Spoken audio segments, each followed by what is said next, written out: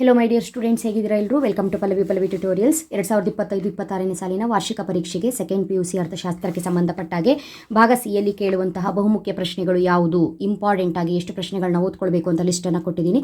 ಉತ್ತರ ಸಹಿತ ಕೊಡುವಂತಹ ವಿಡಿಯೋದಲ್ಲಿ ಇದು 9ನೇ ಪ್ರಶ್ನೆ ಆಗಿರುತ್ತೆ.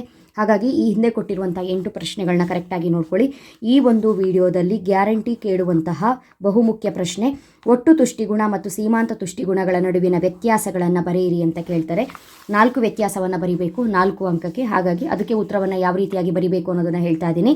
ಒಟ್ಟು ತುಷ್ಟಿಗುಣ, ಸೀಮಾಂತ ತುಷ್ಟಿಗುಣ, ಒಟ್ಟು ತುಷ್ಟಿಗುಣ ಟೋಟಲ್ ಯುಟಿಲಿಟಿ TU, ಸೀಮಾಂತ ತುಷ್ಟಿಗುಣ ಮಾರ್ಜಿನಲ್ ಯುಟಿಲಿಟಿ MU ಅಂತ ಬರ್ಕೊಳ್ಳಿ. ಅನುಭೋಗಿಯು ಒಂದು ನಿರ್ದಿಷ್ಟ ಅವಧಿಯಲ್ಲಿ ನಿರ್ದಿಷ್ಟ ಪ್ರಮಾಣದ ಸರಕು ಸೇವೆಗಳ ಅನುಭೋಗದಿಂದ ಪಡೆಯುವ ತುಷ್ಟಿಗುಣ ಒಟ್ಟು ತುಷ್ಟಿಗುಣ ಆಗಿದೆ. ಅನುಭೋಗಿಯು ಅನುಭೋಗಿಸಿದ ಹೆಚ್ಚುವರಿ ಘಟಕದಿಂದ ದೊರೆಯುವ ತುಷ್ಟಿಗುಣವನ್ನು ಸೀಮಾಂತ ತುಷ್ಟಿಗುಣ ಎನ್ನುತ್ತೇವೆ.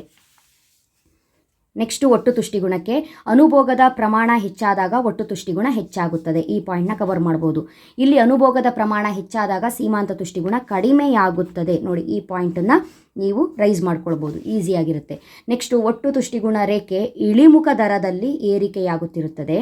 ಸೀಮಾಂತ ತುಷ್ಟಿಗುಣ ಪ್ರಾರಂಭದಿಂದಲೂ ಇಳಿಮುಖವಾಗಿಯೇ ಇರುತ್ತದೆ. ಆಯಿತಾ?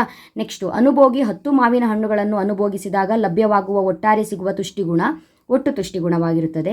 ಸೀಮಾಂತ ತುಷ್ಟಿಗುಣ ಅಂತ ಹೇಳಿದರೆ 10 ಮಾವಿನ ಹಣ್ಣುಗಳ ಜೊತೆಗೆ ಇನ್ನೊಂದು ಅಂದರೆ 11ನೇ ಮಾವಿನ ಹಣ್ಣಿನಿಂದ ಲಭ್ಯವಾಗುವ ತುಷ್ಟಿಗುಣವೇ ಸೀಮಾಂತ ತುಷ್ಟಿಗುಣ.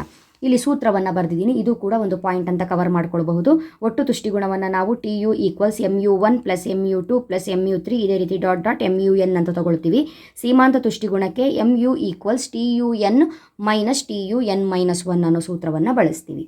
ಸೊ ಇದು ಒಟ್ಟು ತುಷ್ಟಿಗುಣ, ಸೀಮಾಂತ ತುಷ್ಟಿಗುಣ ಕೇಳಿದರೆ. ಲಾಸ್ಟ್ ಟೈಮ್ ಏನು ಮಾಡಿದರು ಅಂತ ಹೇಳಿದರೆ, ಒಟ್ಟು ತುಷ್ಟಿಗುಣ, ಸೀಮಾಂತ ತುಷ್ಟಿಗುಣ ಬಹುಮುಖ್ಯ ಪ್ರಶ್ನೆ ಅಂತ ಕೊಟ್ಟಿದ್ವಿ. ಆದರೆ ಆ ಜಾಗದಲ್ಲಿ ಬದಲಿ ಸರಕು, ಪೂರಕ ಸರಕುಗಳನ್ನ ಕೂಡ ಕೊಟ್ಟಿದ್ವಿ. ಅವಾಗ ಏನಾಗಿತ್ತು, ನಿಮ್ಮ ಸೀನಿಯರ್ಸಿಗೆ ಒಟ್ಟು ತುಷ್ಟಿಗುಣದ ಜಾಗದಲ್ಲಿ ಬದಲಿ ಸರಕು, ಪೂರಕ ಸರಕು ಕೂಡ ಕೇಳಿದರು. ಹಾಗಾಗಿ ಇದು ಒಂದಿಷ್ಟು ಟಾಪಿಕ್ ನೋಡ್ಕೊಬಿಟ್ರೆ ನಿಮಗೆ ತುಂಬಾ ಹೆಲ್ಪ್ಫುಲ್ ಆಗಿರುತ್ತೆ ಅಂತ. ಬದಲಿ ಸರಕು, ಒಂದು ನಿರ್ದಿಷ್ಟ ಬಯಕೆಯನ್ನು ತೃಪ್ತಿಪಡಿಸಿಕೊಳ್ಳಲು ಒಂದು ಸರಕಿಗೆ ಬದಲಿಯಾಗಿ ಬಳಸಬಹುದಾದ ಇನ್ನಿತರ ಸರಕುಗಳನ್ನು ಬದಲಿ ಸರಕುಗಳು ಎನ್ನುತ್ತೇವೆ. ಈ ಟಾಪಿಕ್ಕು ನಿಮಗೆ ಬೇಕಾದರೆ ನೀವು ಓದ್ಕೊಳ್ಬಹುದು, ಯಾಕಂದರೆ ಇದು ವ್ಯತ್ಯಾಸ. ನೀವು ಡೈರೆಕ್ಟಾಗಿ ವ್ಯತ್ಯಾಸನ ಬರೀಬಹುದು. 4 ವ್ಯತ್ಯಾಸಕ್ಕೆ 4 ಅಂಕಗಳು. ಆಯಿತಾ? ಬದಲಿ ಸರಕು, ಪೂರಕ ಸರಕು ಡೈರೆಕ್ಟಾಗಿ ಇದನ್ನೇ ಬರೀರಿ. ಬದಲಿ ಸರಕುಗಳಿಗೆ ಸ್ಪರ್ಧಾತ್ಮಕ ಬೇಡಿಕೆ ಇರುತ್ತದೆ, ಪೂರಕ ಸರಕುಗಳಿಗೆ ಜಂಟಿ ಬೇಡಿಕೆ ಇರುತ್ತದೆ. ಬದಲಿ ಸರಕುಗಳ ಬೇಡಿಕೆ ರೇಖೆ ಎಡದಿಂದ ಬಲಕ್ಕೆ ಧನಾತ್ಮಕ ಇಳಿಜಾರಾಗಿರುತ್ತದೆ. ಪೂರಕ ಸರಕುಗಳ ಬೇಡಿಕೆ ರೇಖೆ ಎಡದಿಂದ ಬಲಕ್ಕೆ ಋಣಾತ್ಮಕ ಇಳಿಮುಖವಾಗಿರುತ್ತದೆ. ನಿರ್ದಿಷ್ಟ ಸರಕಿನ ಬೆಲೆ ಮತ್ತು ಬದಲಿ ಸರಕಿನ ಬೇಡಿಕೆಯ ನಡುವೆ ಧನಾತ್ಮಕ ಸಂಬಂಧ ಇರುತ್ತದೆ. ಇಲ್ಲಿ ಬೆಲೆ ಮತ್ತು ಪೂರಕ ಸರಕಿನ ಬೇಡಿಕೆಯ ನಡುವೆ ಋಣಾತ್ಮಕ ಸಂಬಂಧ ಇರುತ್ತದೆ. ಕೊನೆಯದಾಗಿ, ಒಂದು ನಿರ್ದಿಷ್ಟ ಬಯಕೆಯನ್ನು ವಿವಿಧ ವಸ್ತುಗಳಿಂದ ಈಡೇರಿಸಿಕೊಳ್ಳುವಂಥ ಸರಕುಗಳೇ ಬದಲಿ ಸರಕುಗಳು. ಒಂದು ನಿರ್ದಿಷ್ಟ ಬಯಕೆಯನ್ನು ಒಂದಕ್ಕಿಂತ ಅಧಿಕ ಸರಕುಗಳನ್ನು ಬಳಸಿಕೊಂಡು ಈಡೇರಿಸಿಕೊಂಡರೆ ಅದು ಪೂರಕ ಸರಕುಗಳು. ಬದಲಿ ಸರಕಿಗೆ ಉದಾಹರಣೆ ಚಹಾ ಮತ್ತು ಕಾಫಿ, ಪೂರಕ ಸರಕಿಗೆ ಚಹಾ ಮತ್ತು ಸಕ್ಕರೆ.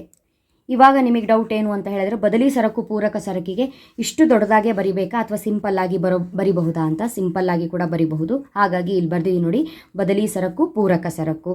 ಸೊ ಕೊನೆಯವರೆಗೂ ಯಾರು ಬರ್ತಾರೋ ಅವರಿಗೆ ಈ ಆನ್ಸರ್ ಸಿಗುತ್ತೆ. ಮಧ್ಯದಲ್ಲೇ ಇದು ದೊಡ್ಡದಿದೆ ಅಂತ ಯಾರು ಬಿಟ್ಟೋಗಿರ್ತಾರೋ, ವೀಡಿಯೋನ ಸ್ಕಿಪ್ ಮಾಡಿರ್ತಾರೋ ಅವ್ರಿಗೆ ಸಿಗಲ್ಲ. ಹಾಗಾಗಿ ಎಂಡ್ವರೆಗೂ ವೀಡಿಯೋನ ವಾಚ್ ಮಾಡಿ ಅಂತ ನಿಮ್ಮ ಫ್ರೆಂಡ್ಸ್ಗಳಿಗೂ ಕೂಡ ಶೇರ್ ಮಾಡಿ. ಬದಲಿ ಸರಕು, ಪೂರಕ ಸರಕು, ಇಲ್ಲಿ ಫಸ್ಟಿಂದು ಪಾಯಿಂಟ್ ಬರ್ಕೊಂಡು ಅದಕ್ಕೆ ಉದಾಹರಣೆ ಯಾವುದಿದೆ ಅದು ಬರ್ಕೊಂಡು ಧನಾತ್ಮಕ ಸಂಬಂಧ, ಋಣಾತ್ಮಕ ಸಂಬಂಧ, ಪೈಪೋಟಿಯುತ ಬೇಡಿಕೆ, ಜಂಟಿ ಬೇಡಿಕೆ, ಈ ರೀತಿಯಾಗೂ ಬರೀಬಹುದು. ಓಕೆನಾ?